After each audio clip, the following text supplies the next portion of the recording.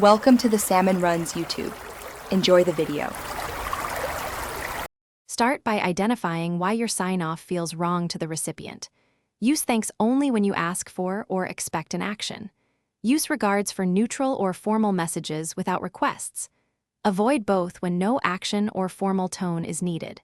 Consider audience, relationship, and urgency before choosing a sign-off. For peers and collaborators, use first names and a short, friendly closing. For managers or external contacts, prefer professional closings with full name and title. Choose a closing that matches the message purpose and desired outcome. Match your closing to the task, request, update, or formal notice. For requests, use thanks in advance or thanks with a deadline. For formal notifications, use regards plus name and role. When giving updates, prefer neutral closings like best or regards to avoid implying action.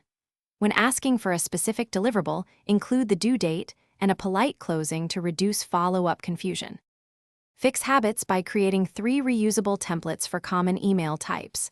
Create 3 templates: request, update, and formal notice. Review each template for clarity and a polite one-sentence closing.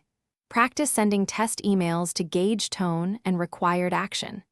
Use a short signature with full name, job title, and 1 phone number for professional contexts. Periodically review replies to confirm your closing communicates the right level of gratitude or formality. Thanks for watching. Consider subscribing if we helped you.